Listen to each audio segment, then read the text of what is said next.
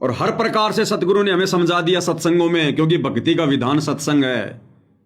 गुरुदेव ने हमें राजा जनक का उदाहरण देकर बताया कि बच्चों, आवश्यकता से ज्यादा दया भी तुम्हें ले डूबेगी। मालिक कहते हैं भगत में दया होनी चाहिए, बहुत अच्छी बात है, दया बिना दरवेश कसाई। लेकिन वो दया भी किसी काम की नहीं जिस दया से तुम्हारी भक्ति पे आंच आ जाए। और ये विरत की दया वर्तमान में दिखाई जा रही है अपने स्वार्थ के लिए, जो संगत बेचारी समझ नहीं रही है। इन 15-20 लोगों का स्वार्थ है, ये मैन लोगों का। इनको चुनाव लड़ना भाई, इनको भाईचारा निभाना झूठा, इनको पब्लिसिटी चाहिए, मार्केटिंग करनी है, बाकी संगत क्यों पिस रही है।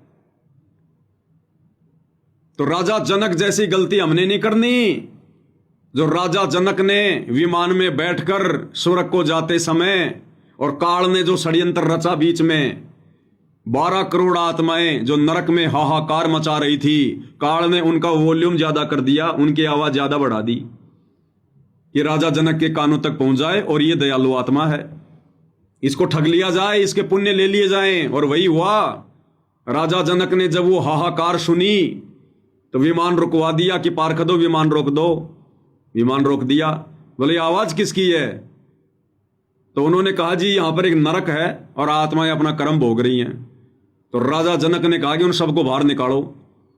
पारखदों ने कहा कि महाराज यहां आपका आदेश नहीं चलेगा, यहां धर्मराज का आदेश चलता है।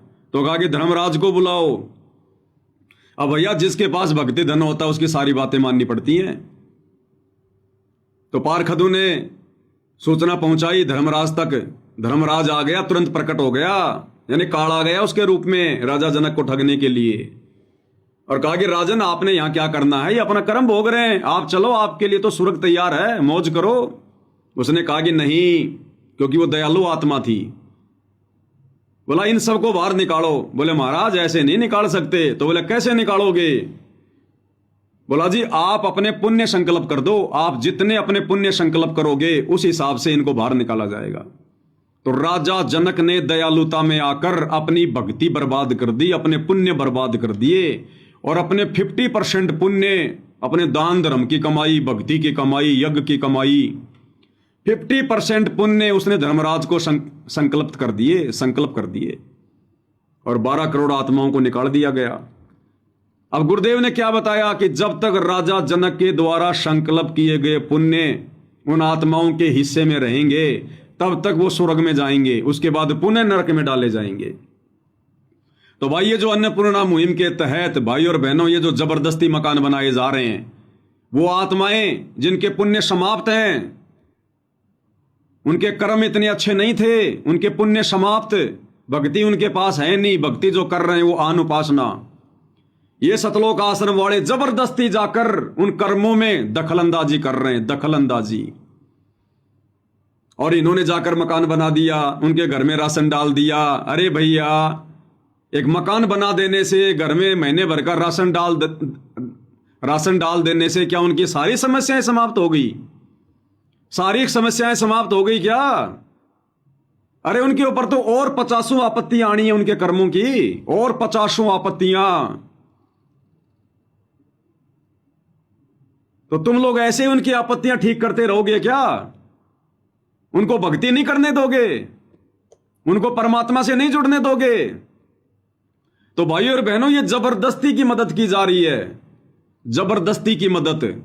कांटे लगे हुए पैर में जबरदस्ती जूता पहनाया जा रहा है, जबरदस्ती जूता इन आत्माओं पर जिनके मकान बनाए जा रहे हैं, जिनके घर में राशन पहुंचाया जा रहा है, इनके ऊपर इनके कर्मों के कांटे हैं। और ये कर्मों के कांटे सतगुरु से उपदेश लेकर भक्ति करने से निकलेंगे। लेकिन ये आश्रम वाले क्या कर रहे हैं? उन जगत वालों के मकान बना के, घर में राशन डाल के, जबरदस्ती जो कर्मों के कांटे उनको चुभे हुए हैं, उनको जबरदस्ती जाकर मकान बनाकर जूता पहना रहे हैं। अरे कांटे लगे पैर में जूता नहीं पहना जाएगा मेरे भाई, जबरदस्ती पहना भी दोगे तो वो नहीं चल पाएंगे, और कर्मों के कांटे उनके भविष्य में आने हैं। तो ये विधि सही नहीं है, जो विधि तुम काल प्रेरणा से अपने स्वार्थों के वशीभूत होकर जो तुम अपना रहे हो, इससे तुम अपना भी नुकसान कर रहे हो। बेचारी नादान संगत जो तुम्हें ज्योति पाठ और दान का पैसा दे रही है, उस संगत का भी तुम नुकसान कर रहे हो। भाई और बहनों, गुरुदेव भगवान ने क्या बताया? कि बच्चों, शादी विवाह में हमने ना 1 रुपया लेना ना 1 रुपया देना, ना हमने कोई सामान देना ना हमने कोई सामान लेना, ना हमने दामाद को कोई प्लाट देना ना लेना, ना बना के देना, ना किसी से मुफ्त में बनवाना। क्यों? क्योंकि इससे हमारे ऋण संस्कार बढ़ेंगे, घटेंगे नहीं, हमारे संस्कार और ज्यादा बढ़ेंगे। और संस्कारों के कारण ही हम यहां दुख उठा रहे हैं। एक लेवा एक देवा दूतम, कोई किसी का पिता नहीं पुतम, ऋण संबंध जुड़ा सब नाता, अंत समय से 12 बाटा। अरे भगत अपनी बेटियों की शादी कर रहे हैं, भगत अपने बेटों की शादी कर रहे हैं, क्या मन में इच्छा नहीं होती लेन देन करने की? लेकिन गुरुदेव ने पाबंदी लगा रखी है कि ना हराम का लेना ना हराम का देना, ना मुफ्त का लेना ना मुफ्त में देना। अगर तुम किसी का कोई सामान लोगे, कोई पैसा लोगे फ्री में मुफ्त में, तुम्हारे ऊपर भार चढ़ेगा और वो तुमने चुकाना पड़ेगा अगले जन्म में, गधा बन के, बैल बन के। और यदि तुम किसी को दे रहे हो मुफ्त में, फ्री में, तो सामने वाले पे तुम भार चढ़ा रहे हो, फिर उसने चुकाना पड़ेगा, तुम्हारा गधा बन के, कुत्ता बन के, बैल बन के। तो गुरुदेव ने कहा कि ना हमने फ्री का लेना ना हमने फ्री का देना। अगर किसी की मदद करना चाहते हो तो गुरुदेव ने बताया कि उसकी उधार देकर मदद करो, एज ए लोन, उधार देकर, फ्री में नहीं, मुफ्त में नहीं। एक सत्संग सुनाते हैं भाई और बहनों आपको, पूज्य गुरुदेव भगवान का। यह सत्संग ही भक्ति का आधार है। एक सत्संग में गुरुदेव ने बताया कि मान लीजिए बहन के यहां पर शादी है, तो भात वात तो हमने भरना ही नहीं है, पाटड़े वाटड़े पर तो हमने कोई चढ़ना ही नहीं है, गले में माला डलवाना, अपनी पूजा करवाना, वो तिलक निकलवाना, ये काम तो हमने करने ही नहीं है। तो गुरुदेव भगवान ने बताया, हमें शिक्षा दी परमात्मा ने, कि आपने यदि अपनी बहन की मदद भी करनी है, अगर मदद भी करनी है अपनी बहन की उस शादी में, उस विवाह में, तो गुरुदेव ने बताया कि आप अपनी बहन के घर पर 2 दिन पहले चले जाओ, 3 दिन पहले चले जाओ, खूब सारा काम करो वहां पर। और मान लो अगर आपकी बहन को पैसों की जरूरत है तो गुरुदेव ने बताया कि उसको उधार दो, मुफ्त में नहीं, फ्री में नहीं, अन्यथा उस बहन का तुम्हारे ऊपर भार चढ़ेगा, फिर उस बहन के ऊपर भार चढ़ेगा। और वो बहन फिर अगले जन्म में तुम भक्तों के घरों में या तो गधी बन के आएगी, या वो भैंस बन के आएगी, गाय बन के आएगी, बैल बन के आएगी, और तुम्हारा भी मोक्ष नहीं हो पाएगा।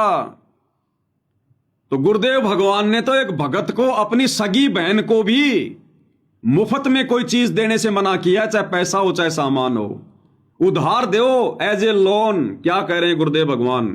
ध्यान से सुनो भाई और बहनों। इसलिए जैसे हम पहले भाई बहन थे, उस जिस दिन वो ब्याह है बहन का, बेटा लड़के या लड़की का, आप जा सकते हैं, सहयोग कराओ। तो 1 दिन पहले चले जाओ, अगर टाइम है तेरे पास तो 1-2 दिन पहले जाओ, बहन का सारा काम करवाओ, आगे लाकर मदद करवाओ। और मान लीजिए कोई पैसे की आवश्यकता है तो बहन को पैसा दो, 10-20 हजार की आवश्यकता उसको दे दो, एज ए लोन दो, क्योंकि उस पर कर्जा ना बनेगा। फिर बहन धीरे धीरे उस पैसे को, मान ले जिसके पास ब्याह के पैसे नहीं है, ऐसे मदद करनी चाहिए हमें। तो एक भगत के लिए गुरुदेव भगवान ने यहां तक आदेश दिया है कि अपनी सगी बहन को भी मुफ्त में मत दो सामान या पैसा, उसको भी एज ए लोन, उधार दो, ताकि उस बहन के ऊपर तुम्हारा भार ना चढ़े। और धीरे धीरे फिर वो बहन तुम्हारे पैसे वापस दे देगी। ये आदेश है गुरुदेव भगवान का भक्ति मार्ग पर सफल होने के लिए। अब ये सतलोक आश्रम वाले क्या कर रहे हैं भाई? गुरुदेव के इन आदेशों की तो इन्होंने धज्जियां उड़ा दी। अरे खुद के भगत भाई तो छोड़ो, खुद की बहन तो छोड़ो, ये तो जगत वालों को जो आन उपासना कर रहे हैं, क्या उनका खाना पीना है, ये तो उनको मुफ्त में लाखों रुपए उड़ा रहे हैं, उनके ऊपर उधार नहीं दे रहे। उन गांव वालों के जिनके मकान बनाए जा रहे हैं, उनको ये नहीं कह रहे कि तू ये पैसा बाद में लौटा देना, ना, ये तो मुफ्त में, उधार में गुरुदेव के आदेशों की धज्जियां उड़ा दी इन्होंने। फ्री में राशन पहुंचा रहे हैं, मुफ्त में, क्या भार नहीं चढ़ेगा? ये काल ऐसे ही संगत को लपेटता है, संगत में कुसंगत उपजे जैसे बन में बांस। क्योंकि काल ने केवल 10, 15, 20 के कर्म थोड़े फुड़वाने, पूरी संगत के फुड़वाने हैं। तो ये जो मकान बनाए जा रहे हैं, जो मोटरें दी जा रही हैं, पाइप दिए जा रहे हैं, राशन दिया जा रहा है, गैस सिलेंडर, अलमारी, कूलर, पंखा, 10-10 लाख के, 15-15 लाख के मकान। ये पैसा कहां से आ रहा है? नादान संगत का। जिस नादान संगत ने गुरु के ज्ञान को आधार बनाए बिना कि दान का पैसा, ज्योति पाठ का पैसा केवल अपने गुरु को देना चाहिए, गुरु भाइयों को नहीं, सुपात्र को देना चाहिए। सुपात्र केवल सतगुरु है, तुम्हारा गुरु भाई सुपात्र नहीं है। और ये कितने सुपात्र हैं आश्रम वाले, इनके कर्म सबके सामने हैं। तो इस काल ने पूरी संगत को लपेट लिया इस कुक्रम में।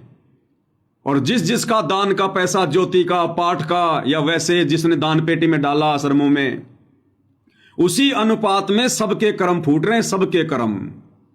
काल ऐसे ही लपेटे में लेता है। अरे नादान संगत वाले गुरुदेव की वाणियों को आधार बनाए बिना इनको पात्रों को आश्रमों में जाकर जो दान कर रहे हैं परीक्षा के समय में, गुरुदेव कहते हैं गुरु बिन माला फेरते, गुरु बिन देते दान, गुरु बिन दोनों निष्फल है, चाहे पूछो वेद पुराण। तुम किसको दे रहे हो भाई? ये तुम्हारे गुरु भाई तुम्हारे गुरु हैं क्या? ये गुरु का परिवार तुम्हारा गुरु है क्या? और परमात्मा कहते हैं गुरु बिन दान पुण्य जो करही, वो मिथ्या होए कबू न फली। तो गुरु तो जेल में बैठे हैं, तुम किसके हाथों में दान दे रहे हो, ज्योति पाठ का पैसा दे रहे हो? कैसे फलेगा? इसीलिए तुम्हारी दुर्गति हो रही है। और काल ने लपेट लिया तुम सबको। और एक सत्संग में गुरुदेव भगवान ने हमें यहां तक सलाह दी है कि बच्चों, 10वां अंश गुरु को दीजिए, ताते जीवन जन्म सफल कर लीजिए। और गुरुदेव ने बताया कि 10वें अंश का पैसा अगर आप अपने गुरु के भी हाथों में दे रहे हो तो पहले उस गुरु की भी जांच कर लो कि गुरु कहीं इस पैसे को बर्बाद तो नहीं करेगा। यानी एक भगत के लिए सतगुरु ने यहां तक निर्देश दिया है दान धर्म के मामले में, ज्योति पाठ के 10वें अंश के मामले में, कि अगर तुम अपने गुरु के हाथ में भी पैसा दे रहे हो तो पहले उस गुरु को जांच लेना चाहिए कि गुरु पैसा कहां लगाएगा, कहीं बर्बाद तो नहीं करेगा। तो नादानो, वर्तमान में गुरु तो जेल में बैठा है और बाहर तो ये कौन बैठे हैं जिनके हाथों में तुम पैसा दे रहे हो? ये तो वैसे ही तुम्हारे पैसे को सरेआम तुम्हारी आंखों के सामने बर्बाद कर रहे हैं। राजस्थान के गैंगस्टर आनंदपाल सिंह की सीबीआई जांच में 5 लाख रुपया दिया गया तुम भक्तों के दान का, बर्बाद। हरियाणा के जाट आरक्षण में करोड़ों रुपया चंदे के रूप में दिया गया। वो जाट क्या करेंगे उस पैसे का? राजनीति में लगाएंगे, हुक्का पिएंगे, शराब पिएंगे, तुम्हारा पैसा बर्बाद। हरियाणा के सोनीपत की गोहाना में जाटों की धर्मशाला का 5वां फ्लोर बनाया गया आश्रम वालों के द्वारा, 1 करोड़ रुपया लगाया गया, तुम भक्तों का पैसा बर्बाद। गांव धनाना में गांव वालों को खुश रखने के लिए, ताकि गांव वाले कोई विरोध ना करें और हमारा आश्रम अच्छे से चले, 1 करोड़ रुपए के आसपास लागत में वो बैडमिंटन का स्टेडियम बना दिया गया, भक्तों का पैसा बर्बाद। अयोध्या में जाकर राम पुजारियों के लिए आन उपासना में सहयोग करते हुए इन आश्रम वालों ने 1 महीने का भंडारा लगाया, करोड़ों रुपया संगत का बर्बाद है। अरे कहां तुम गुरुदेव के सत्संगों पे चल रहे हो? कहां तुम अपने गुरुदेव की वाणियों को आधार बना के चल रहे हो? गुरुदेव तो कह रहे हैं कि मुझे भी दान देने से पहले भक्तों ने सोचना चाहिए कि गुरु कहीं पैसे को बर्बाद तो नहीं करेगा। क्या कह रहे हैं गुरुदेव भगवान? सुन लो, अगर नहीं समझ में आ रही तो तुम्हारे। 10वां अंश गुरु को दीजिए, बस जीवन जन्म सफल कर लीजिए। अपनी कमाई का 10वां हिस्सा गुरु को दीजिए। प्रथम गुरु पहचान दे, गुरु कहाँ लगाता है, किस ढंग से प्रयोग करता है, कहीं खराब तो नहीं करता। तो जब उसको 10वां वंश गुरु को दीजिए। गुरुमुख प्राणी कोई ना दीजिए, हृदय नाम सदा रस पीजिए। सुना तुमने कभी ये सत्संग? अगर सुना तो कभी आधार बनाया? कौन से समय के लिए गुरुदेव ने ये सत्संग सुनाए थे? ये जानकारियां हमें दी थी इसी समय के लिए, इस परीक्षा वाले समय के लिए। मालिक को पता था वो समय आएगा, काल अपना षड्यंत्र चलाएगा, भगत धर्म संकट की स्थिति में आएगा, और उस समय बचाव का एक ही रास्ता होता है उस परीक्षा में। टीचर नहीं बताता, टीचर ने जो ज्ञान दिया है उस ज्ञान को आधार बनाकर विद्यार्थी ने परीक्षा देनी होती है। तो आज गुरुदेव भगवान के इस तत्व ज्ञान को आधार बनाकर हमने इस भक्ति मार्ग पर चलना था। अरे गुरुदेव भगवान तो अपने लिए भी कह रहे हैं कि मुझे भी दान देने से पहले, 10वां अंश का पैसा देने से पहले 100 बार मेरी परख कर लेनी चाहिए कि गुरु कहीं बर्बाद तो नहीं करेगा। अब गुरु बैठा जेल में और तुम लोग ये सारा का सारा पैसा इन कुपात्रों को इन आश्रमों में जाके दे रहे हो, और ये कुपात्र तुम्हारी आंखों के सामने राजनीतियां कर रहे हैं, तुम्हारी आंखों के सामने दान धर्म का दुरुपयोग कर रहे हैं, और फिर भी तुम खुश हो। ये खुशी कितने दिन रहेगी भाई? कितने दिन? जब तक तुम्हारी बैटरी चल रही है। वर्तमान में तुम्हारी भक्ति बंद है, क्योंकि सबकी मर्यादा टूटी हुई है। काल ने किसी को मर्यादाओं में नहीं छोड़ा है, किसी को भी। और ये अन्नपूर्णा जैसी मुहिम, जिसके विषय में दास पहले बोल चुका है कि इस मुहिम के ऊपर मैं थूकता हूं 3 बार, थू थू थू, क्योंकि ये मेरे गुरुदेव भगवान के भक्ति विधान के बिल्कुल विपरीत है। कोसों भी आसपास नहीं है, कोसों भी आसपास है। इतना दृढ़ विश्वास एक भगत को होना चाहिए, ज्ञान को आधार बनाकर, अन्यथा कोई भी चलता फिरता ऐरा गहरा हमारे को मूर्ख बना जाएगा। जैसे वर्तमान में काल प्रेरणा से ये शतलोक आश्रम वाले बेचारी भोली भाली संगत को मूर्ख बना रहे हैं। और इनके ऐसे ऐसे कारनामे भाई और बहनों हमारी आंखों के सामने सैकड़ों आ चुके हैं। ये मूर्ख वही भगत बन रहे हैं जो अभी ये 2-4 साल से नाम ले रहे हैं, 6 महीने से नाम ले रहे हैं। इनको पीछे के इतिहास का तो पता नहीं है।